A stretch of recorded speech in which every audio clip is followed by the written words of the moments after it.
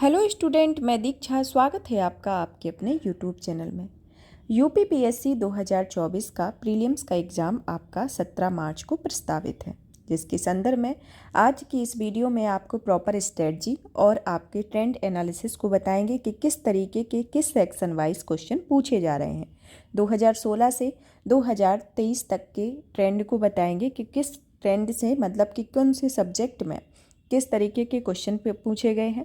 तो आपको जो आपके अभी के दिन बचे हुए हैं, मतलब कि आज आपकी 17 फरवरी है, 17 फरवरी से 17 मार्च में टोटल आपके 30 दिन बचते हैं। 30 दिन के संदर्भ में देखा जाए तो अगर आपके 2 दिन को निकाल लिया जाए तो टोटल आपके पास 28 डे हैं। 28 डे को आपको किस तरीके से यूटिलाइज करना है, इसके संदर्भ में आज की इस वीडियो में चर्चा करेंगे। ये आपके 14 दिन के स्लॉट में डिवाइड कर लेंगे। 14 को भी आप 7 में डिवाइड कर लेंगे कि इस तरीके से अगर आप ये जो आपके आने वाले 28 दिन हैं उनका यूटिलाइज़ करते हो तो आपका काफ़ी हेल्पफुल रहेगा, क्योंकि एग्ज़ाम के पास में ही आके जब आप तैयारी और स्ट्रांगली करने लगते हो तो उसमें आपके निकलने की संभावनाएं भी बढ़ती जाती हैं, क्योंकि लास्ट टाइम का जो पढ़ा हुआ वो बहुत अच्छा से याद होता है और बहुत पैनिक सिचुएशन भी होती है, तो वो चीज़ें आपको वो भूलने नहीं देती और उसका आप बार बार रिवीजन भी करते हैं तो वो आपके लिए काफ़ी मददगार रहती हैं। तो आपके पास अभी टोटल 28 डेज हैं। 28 डे के संदर्भ में आप इसको अगर 14 दिन के स्लॉट में डिवाइड करके पढ़ते हैं तो आपकी तैयारी काफ़ी बेहतर रहेगी। तो इस संदर्भ में आपको बेसिक सब्जेक्ट भी हैं उनको पढ़ना है। जैसे बेसिक में आपके आते हैं history, polity, geography, science, economics आते हैं, एनवायरनमेंट आता है, यूपी स्पेशल भी आपको पढ़ना है, करंट अफेयर भी पढ़ना है, साथ ही साथ सेंसस को भी देखना है। तो इसको जानने के पहले आप एक ट्रेंड एनालिसिस देख लेते हैं कि इसका ट्रेंड किस तरीके का क्वेश्चन पूछे जाते हैं कि 2016 से 2023 तक का ये ट्रेंड दिखाया गया कि हिस्ट्री के संदर्भ में देखा जाए तो आपकी हिस्ट्री में जो क्वेश्चन पूछे गए हैं आपके 2023 में 24 हैं, 2022 में 32, 2021 में 19, 2020 में 22 और 19 में 24, 2018 में 23, 2017 में 22 और 2016 में 22। मतलब कि अगर एक औसत के तौर पर देखा जाए तो 20 से 22 क्वेश्चन आपके हिस्ट्री में क्वेश्चन पूछे जाते हैं। तो आपको हिस्ट्री को बहुत अच्छे से पढ़ना है। फिर आता है पॉलिटी। पॉलिटी में आपका लास्ट ईयर जो कि 2023 में सर्वाधिक क्वेश्चन पूछे गए थे, उसी तरीके से आपके 2021 में आए हुए थे, 22 क्वेश्चन पूछे गए थे। इन क्वेश्चन को देखने का मतलब कि ये जो ट्रेंड एनालिसिस किया जाता है, इससे आप ये अनुमान लगा सकते हैं कि किस सेक्शन से किस तरीके के क्वेश्चन पूछे जा रहे हैं। आप प्रीवियस ईयर क्वेश्चन लगाएंगे तो आपको ये भी पता चलेगा कि किस तरीके के क्वेश्चन का ट्रेंड पूछा जा रहा है, तो आपको उस ट्रेंड को बेहतर करके अपनी तैयारी को और बेहतर करना है। क्योंकि अभी हाल फिलहाल में देखा जाए तो यूपीपीएससी आपका यूपीएससी का ट्रेंड फॉलो कर रहा है। तो अगर आप यूपीएससी के भी क्वेश्चन पेपर लगाते हैं या फिर प्रीवियस ईयर क्वेश्चन उसके देखते हैं तो इसमें आपको काफ़ी बेनिफिट मिलेगा। तो आपको यूपीपीएससी के भी लगाने हैं, साथ ही साथ आप यूपीएससी के भी कुछ क्वेश्चन को अगर आप हाल ही के जो 2-3 साल के रहेंगे उनको आप लगा लेंगे तो आपके लिए काफ़ी लाभदायक रहेगा। ये ज्योग्राफी है तो ज्योग्राफी में भी आपके 24 क्वेश्चन ये जो आपके सेक्शन है जिसमें सर्वाधिक वेटेज तो दिया गया है, जो कि आपका 2023 में करंट अफेयर से सर्वाधिक क्वेश्चन पूछे हैं। 39 क्वेश्चन 2022 में पूछे गए थे। तो ये जो ट्रेंड इस तरीके का चला हुआ है, सेंसस से आपका 2023 में नहीं आया, लेकिन उसके पहले जो आपके क्वेश्चन पूछे गए हैं वो हमेशा से सेंसस के पूछे गए हैं। यूपी स्पेशल से आपके लास्ट ईयर 8 क्वेश्चन आए हुए थे और ये इकोनॉमिक्स, एनवायरनमेंट, तो इन सबसे क्वेश्चन आए हुए हैं।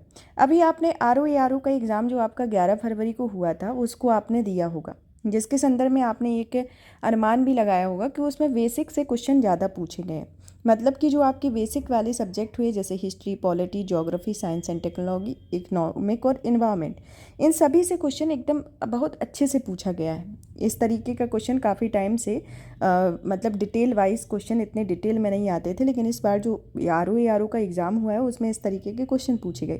करंट अफेयर से भी आपके काफ़ी सारे क्वेश्चन पूछे गए, जैसा कि आपने एग्ज़ाम दिया ही होगा।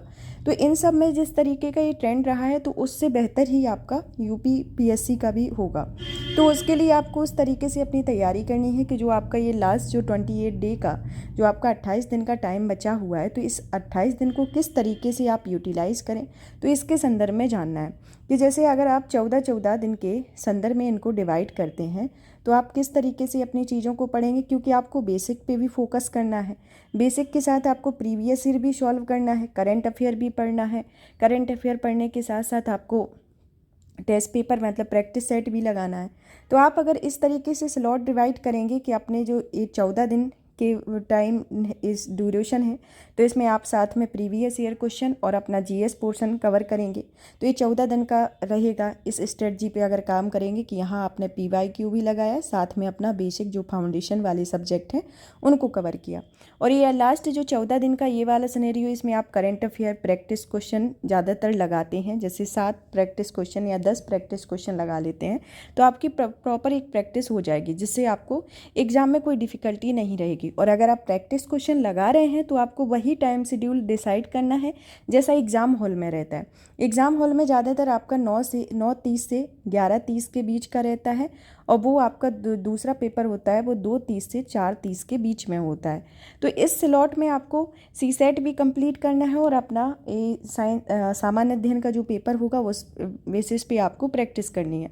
इस बीच में आपके 4 संडे पड़ेंगे। 4 संडे अगर नहीं पढ़ते हैं तो आपको इस संडे के बीच में आपको जैसे अपने स्लॉट डिवाइड कर लेने हैं, तो उस बेसिस पे आप अगर 2-3 बार प्रैक्टिस करते हैं इसी टाइम के अकॉर्डिंग, तो आपको एग्ज़ाम हॉल में कोई परेशानी नहीं होगी।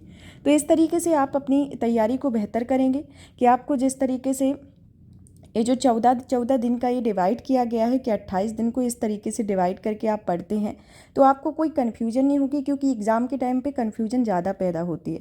एक कन्फ्यूजन होती है तो आपकी चीज़ें मेमोराइज नहीं हो पाती हैं, आप चीज़ों का डीपली एनालिसिस नहीं कर पाते हैं। तो इस बेसिस पे, क्योंकि आपने ये ट्रेंड बताया हुआ कि इस तरीके का ट्रेंड है, और आपको करंट अफेयर के लिए ये दृष्टि का जो मैगज़ीन आया हुआ था उसका वीडियो आपकी इसमें प्लेलिस्ट में पड़े हुए हैं, आप उसको देख के करंट अफेयर कंप्लीट कर सकते हैं। और साथ ही साथ जो आपका ये जो आगे वाले मंथ का जो करंट अफेयर होगा उसके लिए भी आपकी घटना चक्र की जो भी मैगज़ीन आएगी उसको कवर करा दिया जाएगा। आपका सेंसस से रिलेटेड डेटा कवर करा दिया जाएगा, तो आप उसको पढ़ लेंगे तो आपके जितने भी क्वेश्चन हैं आपके सही हो जाएंगे। बेशक के रहिए आपके घटना चक्र पुनरावलोकन का ये GS पॉइंटर की जो सीरीज चलाई गई थी उससे आप पढ़ के घटना चक्र को कंप्लीट कर लेंगे। और प्रीवियस ईयर क्वेश्चन को भी आपको 2016 से आपके 2023 तक के previous year question day by day complete कराए जाएंगे। अभी कराए नहीं है तो आप डे बाय डे अगर उनको लगाते हैं तो आपकी काफ़ी तैयारी बेहतर होगी, क्योंकि आप जब प्रीवियस ईयर क्वेश्चन लगाते हैं तो उनसे पता चलता है कि आयोग किस तरीके से आपके क्वेश्चन पूछेगा। जब आयोग वही आप जान लेते हैं किस तरीके से क्वेश्चन पूछेगा, तो आपकी जो तैयारी होगी उसमें आपका कॉन्फिडेंस भी बिल्डअप होता है कि हमने ये क्वेश्चन सॉल्व किया, मेरा ये हो गया, तो हम नेक्स्ट टाइम पे इसको और बेहतर तरीके से करेंगे। तो इस तरीके का ये ट्रेंड एनालिसिस आपको बताया गया है, तो आपको उसी को फॉलो करना है। साथ ही साथ आपको ये 28 डे के फॉर्मूले में 14 दिन का ये फॉर्मूला आपको कंप्लीट करना है, जिसमें कि आप अपने स्लॉट वाइज डिवाइड कर लेंगे। क्योंकि आजकल जब एग्ज़ाम टाइम पे जब पढ़ाई करते हैं तो उसमें अपने खुद के अकॉर्डिंग जो शेड्यूल बनाया जाता है वो ज़्यादा बेहतर रहता है। अगर कोई बताए कि 1 घंटे ये पढ़ना है, 2 घंटे ये पढ़ना है, 3 घंटे ये पढ़ना है, तो उसमें बहुत कन्फ्यूजन होती है। तो आप अपना प्रॉपर इस तरीके की स्ट्रेटजी में बनाएं कि आपके पास 28 दिन है, जिसमें 14 दिन डिवाइड करके 7 दिन में कि कौन सा सब्जेक्ट हमें पहले कवर करना है, कौन सा हमारा सब्जेक्ट वीक है, किस में हमें ज़्यादा काम करना है, किस में नहीं काम करना है, या फिर कोई सब्जेक्ट आ ही नहीं रहा है, या फिर आपका कोई सेक्शन एकदम वीक ही है, तो किसको छोड़ना है किसको नहीं छोड़ना है। तो अगर आप इस तरीके का प्रॉपर डिवाइड करके उसको पढ़ते हैं, मतलब कि इस तरीके के जो 14 दिन के स्लॉट वाइज डिवाइड करके अपना काम करते हैं, तो आपको काफ़ी लाभदायक होगा। तो इस तरीके से आप काम कीजिए, अपना एक प्रॉपर शेड्यूल बनाइए।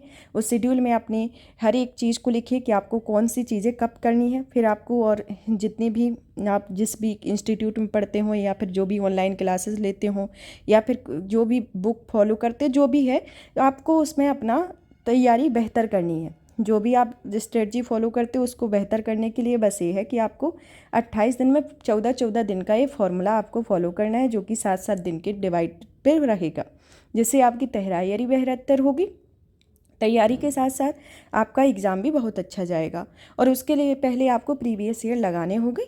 तो यहाँ पर इस तरीके का ये ट्रेंड एनालिसिस दिया, ये आपकी प्रॉपर स्ट्रेटजी बताई गई कि आपको इस तरीके से आप बेहतर करेंगे, काम को करेंगे तो आपका एग्ज़ाम ज़रूर निकलेगा। और ये 17 मार्च के एग्ज़ाम में ज़्यादा टाइम नहीं बचा है। और इसमें मैं भी कुछ वीडियो डालूंगी तो आपके लिए वो काफ़ी हेल्पफुल रहेंगे। जीएस के भी वीडियो रहेंगे, आपके सेंसस के रहेंगे, सब्जेक्ट वाइज भी रहेंगे। तो ये डिफरेंट टाइप के आपके वीडियो डालेंगे। और करंट अफेयर के ऑलरेडी डले हुए हैं, यूपी पीएससी यूपी स्पेशल डले हुए हैं, यूपी का जो बजट आएगा उससे रिलेटेड आपको प्रोवाइड करा दिया जाएगा।